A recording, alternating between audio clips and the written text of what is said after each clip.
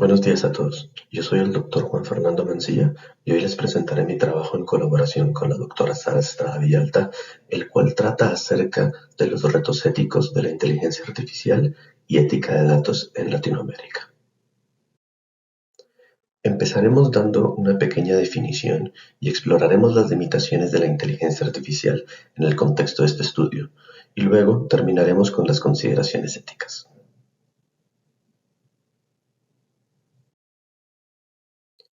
Tradicionalmente, se considera que la inteligencia artificial es un conjunto de técnicas que una computadora puede desempeñar que clásicamente se considera que necesitan algún tipo de inteligencias.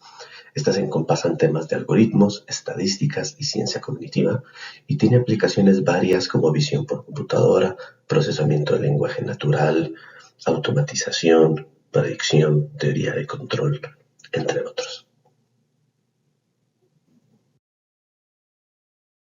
Esta definición tiene el problema que depende mucho de qué se considera inteligencia. En sus inicios, la inteligencia artificial no consideraba, por ejemplo, que detectar caras requiriera inteligencia, ya que hasta los recién nacidos pueden hacerlo fácilmente. Resultó históricamente que eso fue muy difícil. Tomó 40, 50 años hacerlo. Mientras que cosas como jugar ajedrez en ese momento se consideraba un reto, porque solo gente inteligente podía hacerlo, lo cual al final resultó que no fue tanto, y ahora pocos considerarían jugar juegos que son 100% observables, como el ajedrez, algo que requiere inteligencia artificial. ¿Qué hay acerca de robots que caminan, por ejemplo? ¿Es eso inteligencia artificial o solo mecánica avanzada? ¿Qué hay acerca de predicciones de ventas, forecasting? Ese es un tipo de regresión, lo cual es estadística, pero si cae dentro de la intersección con inteligencia artificial o no, depende de a quién se le pregunte, la cantidad de datos, los métodos que se utilizan, del objetivo incluso mercadológico que se desea lograr.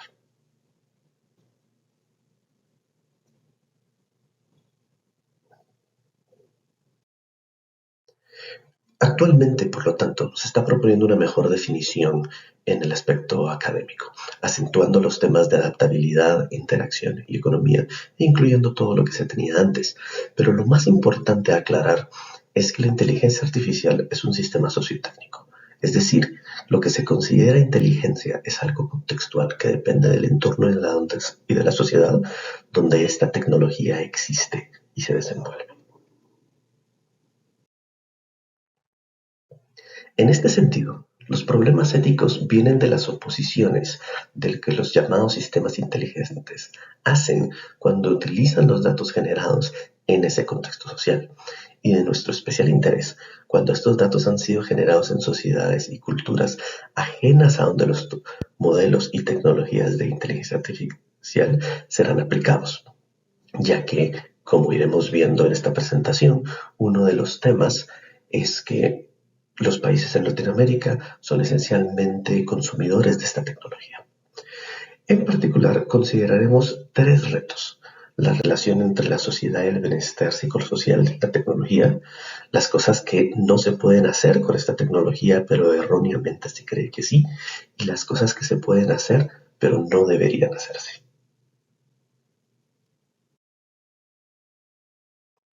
Empezando con el tema social, nosotros nos suscribimos al modelo de constitución mutua del entorno y la mente.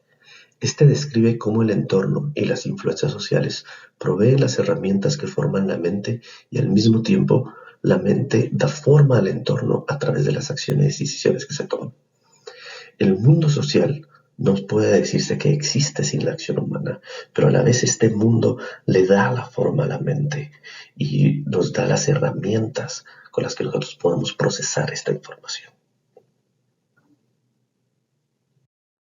De la misma forma, nosotros estamos proponiendo que la inteligencia artificial y la humanidad en general están en una interacción de constitución mutua.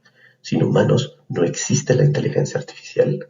Esta aprende y replica las cosas que nosotros hacemos, pero a la vez la tecnología es ubicua en todas las áreas de la sociedad, de tal forma que también nos da las herramientas para crear los procesos psicológicos con los que interpretamos esa realidad. Esto es importante, ya que el bienestar social, psicosocial, incluye todas las dimensiones, incluyendo la física, emocionales, sociales, espirituales. Entonces, cabe preguntarse cómo estas aplicaciones de inteligencia artificial, que dependen y son definidas por la interacción entre los humanos y la sociedad, debido a que esos son los datos que se utilizan para entrenar estos modelos, afectan este bienestar. Sabemos que existen usos positivos de la tecnología en general, pero en este caso hemos encontrado que muchas aplicaciones reproducen patrones negativos de datos, por ejemplo, aquellos de discriminación y racismo, así como desinformación y polarización política, al punto que se han propuesto que hay ciertas aplicaciones de inteligencia artificial que no deberían existir, aunque se pudieran hacer realmente.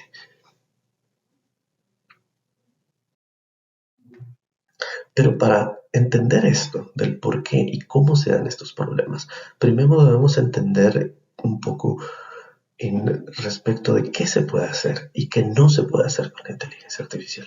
En muchos casos, estas habilidades no son intuitivas. En la imagen que vemos a la derecha, por ejemplo, es un ejemplo típico donde se puede mostrar tres imágenes del lado izquierdo que son fácilmente reconocidas por algoritmos de visión por computadora, a las cuales se les puede agregar ruido, como la columna que vemos en medio, generando las imágenes de la columna derecha, las cuales ahora la mayoría de algoritmos no pueden detectar. Esto se debe a que la inteligencia artificial no puede aprender y utilizar lo que nosotros llamaríamos sentido común.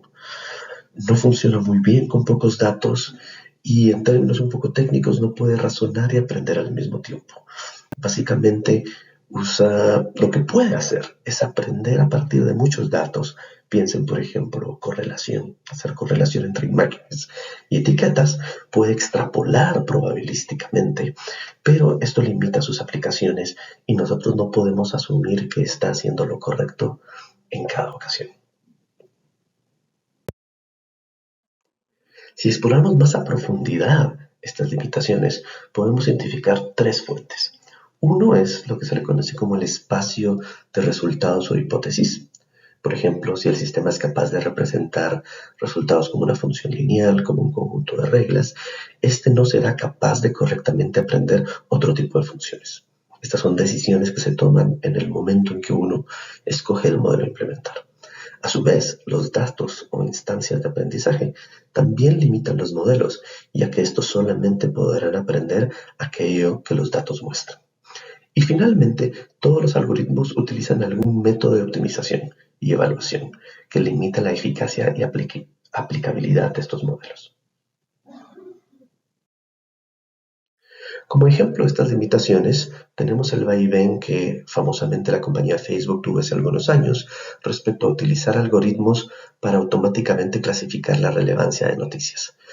En un espacio de meses, la compañía intentó sacar a todos los humanos del ciclo de evaluar qué noticias son relevantes y qué no, y en un intento de evitar sesgo humano, se intentó automatizar todo este proceso solamente para darse cuenta que estos algoritmos proveían sesgos incluso más peligrosos que los humanos tenían originalmente, teniendo que contratar humanos para revisar los resultados que los algoritmos hacían, ¿no?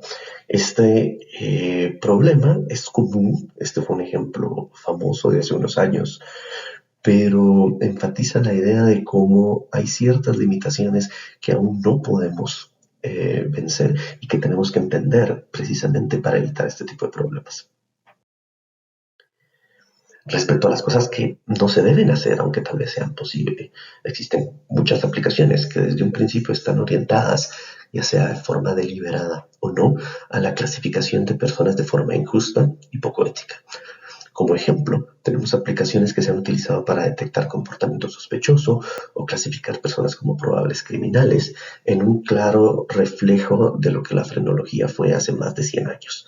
El problema acá ocurre al ignorar de forma consciente o inconsciente que los datos que utilizamos para entrenar nuestros modelos llevan en sí los sesgos que los humanos han creado en el pasado, por lo que se debe tener especial cuidado en la creación de dichos modelos.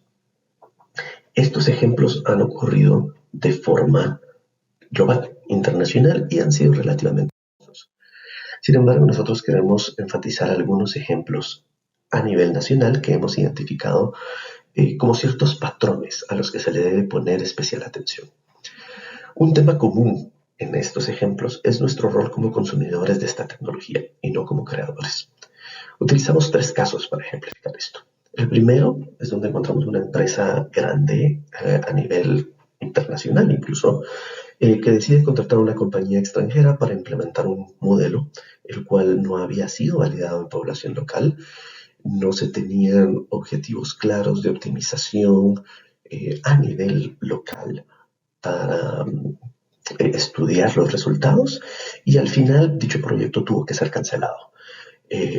Y digamos, de una forma ineficiente perder los recursos utilizados para ese proyecto. De la misma forma o de forma similar, una empresa mediana a nivel nacional deseaba también crear un modelo, contrató a una empresa local, la cual utilizó un modelo off the shelf, tal como venía encontrado en el Internet, que no estaba adaptado a las necesidades y aplicaciones particulares de la empresa en el contexto nacional, por lo cual se tuvo que hacer una inversión extra para poder utilizarlo de forma correcta. Ese terminó bien, pero hubieron muchas ineficacias en esa implementación. Y por último, una empresa pequeña, particularmente en el área de salud, lo menciono porque es importante en este caso de la ética, donde se deseaba automatizar ciertas métricas de satisfacción utilizando imágenes, eh, el cual proponía básicamente la violación de expectativas de privacidad básicas que un paciente espera en una clínica en general. Esto también debido, no por malicia, pero por falta de entendimiento de qué tipo de datos los algoritmos necesitan, cómo los van a utilizar, cómo se van a grabar, dónde se van a mantener y qué tipo de protecciones se dan a los clientes. Por supuesto, existen iniciativas globales que ya están empezando a tratar este tema.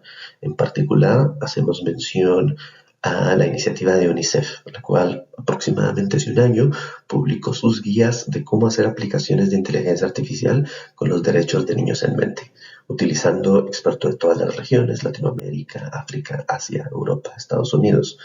También la mayoría de conferencias en inteligencia artificial tienen ahora una sección para discutir los problemas éticos.